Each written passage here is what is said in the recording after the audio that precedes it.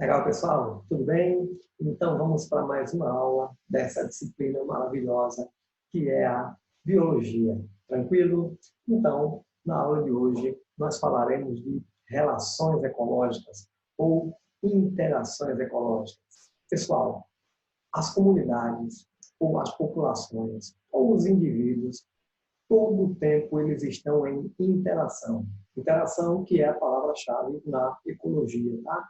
Seja entre os indivíduos, né, eles entre si, seja entre os indivíduos e o ambiente. Mas a palavra é interação, ok? E nós vamos ver alguns tipos aqui, típicos de interações ou de relações ecológicas, tá? Inicialmente, nós veremos que elas se dividem em relações harmônicas e relações desarmônicas, tá? Então, como o próprio nome diz, as relações harmônicas são aquelas relações que nenhum dos seres envolvidos é prejudicado, tá? Então, as relações harmônicas, geralmente, a gente costuma identificá-la com um símbolozinho de mais, de positivo, tá? Dizendo que os indivíduos não são prejudicados. Já as relações desarmônicas, um ou mais, né? Um ou mais seres envolvido, ele é prejudicado, ele tem algum prejuízo, tá certo? E aí nós vamos representar, nesse caso, com um símbolo de negativo, né? Um menos, tá? Então, relação positiva, relação negativa. Às vezes pode acontecer do indivíduo fazer parte de uma relação e ele não ter nem benefício, nem prejuízo. E geralmente a gente representa pelo símbolo zero, tá? Significando aí que, no caso, ele nem sofre benefício e nem sofre prejuízo. Nem ganha o benefício, né? Não tem benefício, e nem vai sofrer aí, no caso, nenhum prejuízo. Tudo bem? No mesmo caso, tanto harmônica quanto desarmônica, nós podemos dividir as relações em intraespecífica, tá? Que também pode ser chamada de homotípica. Deixa eu colocar aqui para vocês, tá? Para a gente não esquecer esse detalhe. A relação aqui é homotípica, beleza? Dá uma afastadinha aqui para ficar tranquilo aí.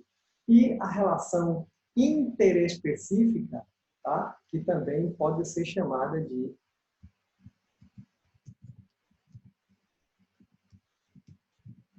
heterotípica, tá?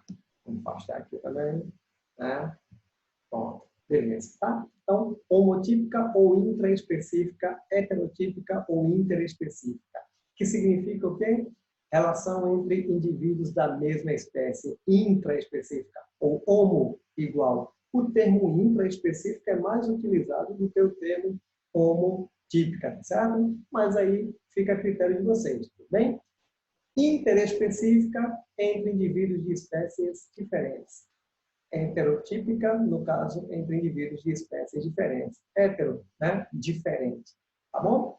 Bom, as relações, no caso aqui, intraespecíficas, nós temos como exemplo aqui harmônicas, né? As sociedades e as colônias. Tudo bem? Vamos já ver em detalhes cada uma delas. E, no caso de relações interespecíficas, nós vamos ter própria cooperação, isso harmônico, né? Mutualismo, comensalismo e inquilinismo. Tudo bem? O mesmo esquema, as relações desarmônicas, tá? Então, nós vamos ter aqui ela sendo intraespecífica, tá? Entre indivíduos da mesma espécie, também chamado de homotípica. No caso desarmônica, nós vamos ter o canibalismo e a competição. E interespecífica, entre indivíduos de espécies diferentes, né? Também chamada de heterotípica, nós vamos ter predatismo, parasitismo, a competição e o amexalismo. Tudo bem? Então, são essas relações que nós vamos ver agora. Então, iniciando as relações intraespecíficas harmônicas, nós temos aqui as sociedades, tá? Então, trata-se de uma forma de relação harmônica em que seus integrantes são anatomicamente separados, tá bom? Então, são indivíduos, tá? Anatomicamente, eles são separados. Quero chamar a atenção dessa informação, porque quando a gente estiver falando de colônias, a gente vai ver que nas colônias os indivíduos são anatomicamente unidos. É uma diferença aí bem marcante entre sociedades e colônias, tá? Então, nas colônias, ou melhor, nas sociedades, os indivíduos são anatomicamente separados. Tem muitos tipos de sociedades, tá? Que podem ser chamadas de heteromorfas, né? Diferentes. Há nítida divisão de trabalho, tá? Que muitas das vezes esses indivíduos estão em castas, tá? E diferenciação morfológica de seus integrantes. Por isso, elas são chamadas de heteromorfas. Por exemplo, cupins, formigas, abelhas são exemplos clássicos aí de sociedades, tá? Todavia, há autores que consideram a existência das sociedades de sociedades isomorfas, em que os indivíduos são semelhantes e não há nítida divisão de trabalho. Exemplo, cardumes, alcateias, bandos, manadas, tá? Aqui é manada de antílopes, cardumes aqui, né? Claro, de peixes, tudo bem? Então, nesse caso aí, as sociedades são chamadas de isomorfas, tá? Heteromorfas, diferentes, isomorfas, iguais, tá? Então, vamos ver que diferenças são essas aí, né? Para a gente poder entender direitinho. Então, olha só. No caso aqui das abelhas, né? Que são consideradas heteromorfas. Ah, olha, mas elas são iguais. Não, não são bem iguais, tá?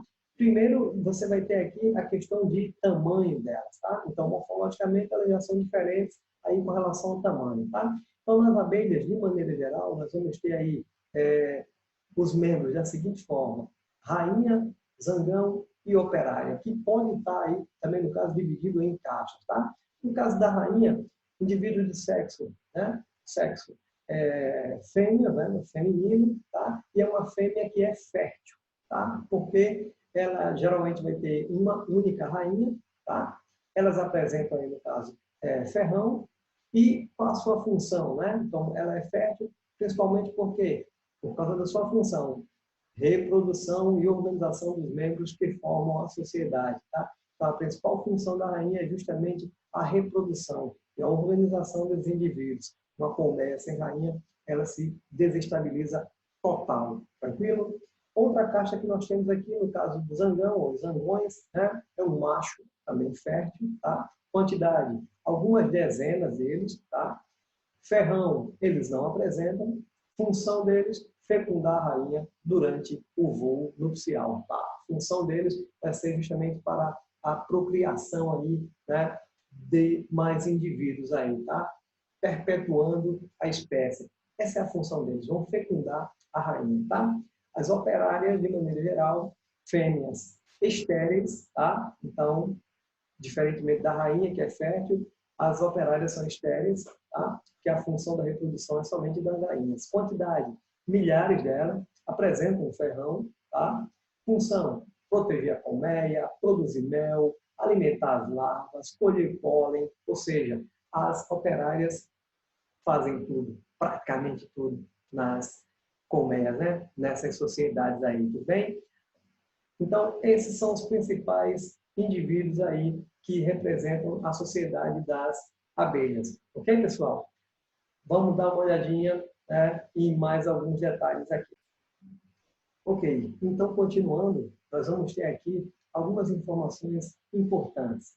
Como falamos para vocês, a rainha ela vai sair num voo, chamado voo nupcial, tá? E quando ela sai, os zangões saem atrás. E eles vão fazer o quê? Desempenhar a sua função, que é fecundar as rainhas, a rainha, né? Então, os zangões vão fecundar a rainha, tudo bem? Ela volta aí para a colmeia, tá? E todos os espermatozoides, no caso que ela conseguiu pegar, elas vão ter uma estrutura denominada de espermateca, tá? E que vai ficar aí armazenada, ok? Para quê? Para que ocorra, no caso aí, a fecundação dos óvulos, tudo bem? Beleza. Os zangões, no todo caso, quando eles tentam voltar para a colmeia, as operárias não os deixam entrar, eles já desempenharam a função deles, tá? Então eles ficam zanzando por ali e acabam morrendo, tá? Já desempenharam a sua função. Eu quero chamar a atenção de vocês aqui no caso da reprodução das abelhas, né? Então, normalmente não a reprodução sexuada, onde você vai ter os óvulos que são haploides, né? E os espermatozoides que também são haploides. Ora, então, se eles fecundam, né, fecundação, N mais N, né, células haploides, vai formar a célula-ovo, né, ou zigoto, que é diploide, tá? Esse ovo se desenvolve na larva e a larva vai dar origem aí às operárias, né, que são diploides, tudo bem? Uma dessas larvas, elas serão escolhidas aí e vão se alimentar de geleia real, tá? Nesse caso, ela acaba se desenvolvendo mais que as outras e é porque ela foi escolhida para ser a rainha, tá bom? Futura rainha, no caso aí. Ok, então logo a rainha também ela é diploide, certo? Nenhuma novidade aqui. Porém, a gente tem uma situação que é o seguinte: alguns óvulos não são fecundados, tá? E mesmo assim, esses óvulos se desenvolvem, tá? Na larva, tá? Larva de zangão, consequentemente aqui surge um novo zangão. Como o óvulo não foi fecundado e ele era haploide, o que que acontece? Esse indivíduo que se desenvolveu desse óvulo não fecundado também é haploide. Logo, os zangões são haploides, tá? Eles se desenvolvem a partir de um tipo de reprodução chamada de partenogênese, né? Que processo é esse? É o desenvolvimento de um óvulo que não foi fecundado. Tudo bem? Partenogênese? Ok. Olha só. Então, nós temos aqui, né, mais uma situação, dando continuidade no caso das sociedades, como exemplos aí, exemplos clássicos, típicos, né? As formigas também, veja que eles já são aqui divididos em 4 castas, tá? Em 4 castas, tem a rainha, o macho, são alados, né, com asa na época da reprodução, as formigas têm asas, né? E aí, depois que passa o período reprodutivo, elas perdem as asas, não é isso? Então, por isso que às vezes é comum a gente ver na época da reprodução delas, geralmente perto ali do verão, né, de uma estação chuvosa, que elas são atraídas pela luz, ficam lá na luz, né, e acabam se reproduzindo, né, namorando ali e tal. E no outro dia de manhã, geralmente a gente vê um chão cheio de asas, né? Então, no caso, eles já foram lá fundar a sua sociedade, né? Foi lá fundar um novo formigueiro, beleza? Pois bem, outro exemplo que nós temos aqui de sociedade, no caso dos cupins, tá? Que também aí basicamente 4 caixas. Isso vai variando, claro, de espécie para espécie, porque, por exemplo, no caso de abelhas, nós podemos ter abelhas que são solitárias, né? Mas quando elas estão juntas em sociedade, aí, no caso, tá? Tem comportamentos muito parecidos, tá? Então, são exemplos clássicos. Sociedade, né? Cupins, abelhas, formigas, principalmente. Tudo bem? Exemplos bastante clássicos aí. Pessoal, um outro tipo de relação intraespecífica, no caso aqui, são as colônias. Então, como eu falei para vocês, tá? Ainda continua sendo uma relação harmônica, né? Entre indivíduos da mesma espécie, né? Intraespecífica ou homotípicas, né? E, nesse caso, nas colônias, os integrantes são anatomicamente unidos entre si, tá? Diferentemente das sociedades que são anatomicamente separadas, tá bom? Então, aqui eles são unidos. Mesma coisa, nós podemos ter colônias que são heteromorfas e colônias que são isomorfas, tá bom? Nas colônias, no caso aí, isomorfas, né? Todos os integrantes têm o mesmo formato corporal, tá? Iso, igual, beleza? Exemplo aqui, né? De bactérias, de corais, de esponjas, né? Quando formam aí as colônias, tudo bem? Colônias heteromorfas, hétero, diferente, então há diferenças morfológicas entre os integrantes. Exemplos aí, caravelas, as obélias, né? E as caravelas aqui é um exemplo muito clássico, essa caravela chamada caravela portuguesa, né? Que nós temos bastante aqui no nosso litoral, né? Vamos dar uma olhadinha nesses exemplos aqui. Então, você olha isso aqui e você diz, pô, é um único indivíduo. Na verdade, são vários indivíduos unidos anatomicamente e que formam toda essa estrutura, né? Que formam uma colônia, que é justamente a caravela, tá? Então, vamos dar uma olhadinha aqui em separado, né? Então, por exemplo, nós vamos ter indivíduos, né? Responsáveis aí pela locomoção deles, entre aspas, né? No caso aí, a flutuação, porque eles serão locomovidos a partir tanto das correntezas, né? E do próprio vento aí, tá? Então, ficam flutuando, esses indivíduos formam aqui essa estrutura chamada de pneumatóforo ou pneumozoide, tá? Cheia de ar aí, tá? De monóxido de carbono, e nesse caso aí faz com que elas fiquem flutuando. Essa é a função delas. tá? Desses indivíduos aí. Okay? Temos um outro grupo de indivíduos, que no caso aqui, eles são responsáveis pela alimentação, né? Então, alguns tentáculos aqui da caravela, né? Chamados de gastrozoides, tá? Então, indivíduos dotados de boca terminal, né? Uma cavidade gastrovascular aí, e quinidócitos, né? Quinidoblastos, que são as células aí urticantes, tá? Então, essa partezinha aí que, essas células que quando bate, por exemplo, na nossa pele, acaba causando aquela queimadura, ok? Então, os gastrozoides são responsáveis pela apreensão e digestão dos alimentos, tá? Temos aí outro grupo de indivíduos, né? Tá? Os dactilozoides, que são indivíduos da colônia responsáveis pela proteção e captura de presas, tá? Então, na verdade, são tentáculos repletos de quinidócitos e quinidoblastos também, no caso aí, certo? E também acaba servindo aí de proteção, porque o indivíduo, quando ele acaba batendo aí, que ele sofre essa queimadurazinha, vai ser difícil ele voltar de novo aí e encostar, né, nesse animal, né? E aqui indivíduos responsáveis pela reprodução, chamados gonozoides, tá? Os indivíduos da colônia responsáveis pela produção de gametas, logo responsáveis pela reprodução, tá? E esses quatro aqui se juntam, né? Desempenham aí suas funções, ó, e dá toda essa estrutura que é a caravela portuguesa. Tudo bem? Um exemplo clássico demais aí de colônia, ok? Bom, uma outra relação que nós temos aqui, uma relação ainda intraespecífica, certo? Estamos vendo as intraespecíficas harmônicas, né? E agora uma intraespecífica desarmônica, ou seja, um indivíduo será beneficiado e o outro, no caso aí, pode ter prejuízo, tá? Um dos indivíduos tem prejuízo. As harmônicas, benefício para todos, tá bom? Então, nós temos aqui o canibalismo. Então, trata-se de uma relação desarmônica que ocorre quando o indivíduo devora, alimenta-se de outro indivíduo da mesma espécie. Se for da mesma espécie, canibalismo. Tudo bem? Então, essa relação é comum em muitas espécies de aranhas, como a viúva negra, escorpiões, insetos, né, de forma geral, aí, e tubarões, tá? E outros organismos que às vezes pode acontecer, inclusive até com alguns mamíferos e tal, ok?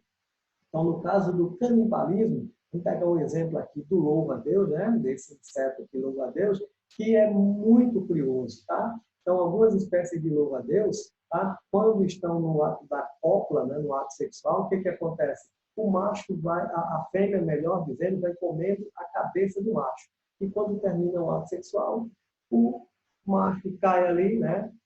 Sem a cabeça, perdeu a cabeça literalmente, e aí a fêmea vai lá e termina de devorar o seu corpo, né? E isso acaba sendo uma forma de ela ter aí, né, uma vantagem de ela acumular, por exemplo, aí reservas energéticas para depois aí, né, proteínas, nutrientes de maneira geral, para depois aí amadurecer os seus ovos e dar continuidade à espécie. Então, no caso, ele fez o papel dele, certo? Isso acontece muito também com a viúva negra, né? No caso que o macho é muito menor que a fêmea, e ele faz um esforço muito grande para poder copular com a fêmea. Depois que isso acontece, depois do ato sexual, a cópula em si, o que acontece? Ele está morto de cansado ali, ela vai e acaba devorando ele, tá? Então, vantajoso para um e desvantajoso para o outro, né? Nesse caso aí, uma relação desarmônica. São da mesma espécie, sim, então, intraespecífica. Tudo bem, então? Tranquilo? Ok, então. Continuando nas relações intraespecíficas, né, desarmônicas, temos a competição intraespecífica. Então, trata-se de uma relação desarmônica em que membros da própria espécie competem por vários fatores. Pode ser alimentação, território, acasalamento, etc. Tá? Então, em muitas espécies de animais, por exemplo, é muito comum o instinto de territorialidade.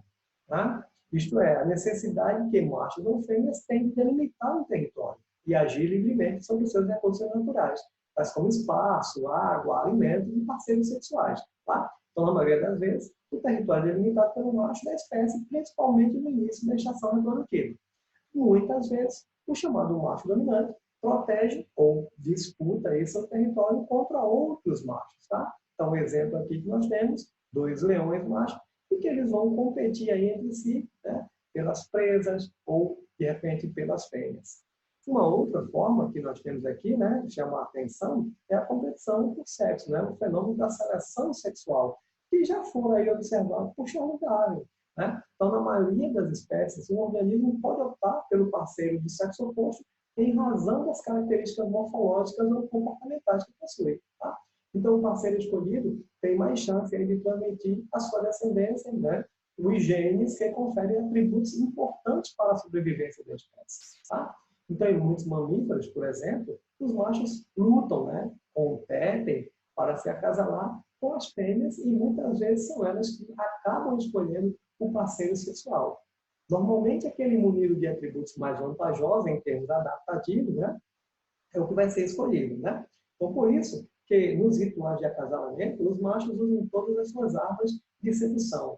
São penas coloridas, né, como você pode pegar aí no caso do pavão. Geralmente, nas aves, os machos são mais coloridos que as fêmeas, justamente para ajudar nesse processo de corte. Né? Às vezes são danças aí extravagantes, né? Jubas, tá? Tudo isso para conquistar a fêmea. Então, tem vários tipos de comportamento, né? Formas de cortejar a fêmea, né? O comportamento de corte, para que ocorra a chamada seleção sexual. Tá? Então, essa é uma forma aí de uma relação intraespecífica, no caso desarmônica. Desarmônica, pessoal, no caso aí, os 2 indivíduos que vão competir entre si, eles acabam tendo desvantagem. Tá? Por mais que tenha um aí, vamos dizer, ganhador, né? Conseguiu a fêmea, conseguiu ficar no território, mas, querendo ou não, ele teve uma perda, tá? Seja uma perda energética, ele pode ter se ferido se houve uma luta. Então, no caso da competição, tá? A gente coloca negativo para os 2 indivíduos, tá? Porque, querendo ou não, houve aí prejuízo para ambos. Tudo bem? Tranquilo, então?